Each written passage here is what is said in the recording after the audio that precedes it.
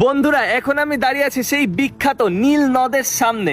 এই নদী পৃথিবীর বৃহত্তম নদী। মহান আল্লাহ তাআলা এই পৃথিবীতে দুইটি জান্নাতি নদী দিয়েছেন, একটা হচ্ছে ফোরাত নদী আর আরেকটা হচ্ছে এই নীল নদ। দেখুন কি বিশাল এই নদী, আর কি সুন্দর এর পানি, আর কি নীল রং। এটি সেই নদী যেখানে আসিয়া রাদিয়াল্লাহু তাআলা আনহা আমাদের নবী মুসা আলাইহি ওয়াসাল্লামকে কুড়িয়ে পেয়েছিলেন। আসিয়া রাদিয়াল্লাহু তাআলা আনহা আমাদের ইসলাম ধর্মের সবচেয়ে সম্মানিত নারীর মধ্যে একজন। একদিন এই ফেরাউন একটা দুঃস্বপ্ন দেখে এবং এক গণকের কাছে যায় এই স্বপ্নের ব্যাখ্যা চেতে। তখন সেই গণক তাকে বলে যে তোমার মৃত্যু হবে এক বনি ইসরায়েলের পুত্র সন্তানের হাতে। এই ভয়ে ফেরাউন বনি ইসরায়েলের ফ্যামিলিতে যত পুত্র সন্তান হচ্ছিল সকলকে মারা শুরু করে। ঠিক তখনই আসিয়া রাদিয়াল্লাহু আনহা মুসা আলাইহি ওয়াসাল্লামকে এই নীল নদে কুড়িয়ে পান এবং মুসা আলাইহি ওয়াসাল্লামকে মমতা এবং ভালোবাসা দিয়ে এই ফেরাউনের রাজপ্রাসাদে বড় করেন।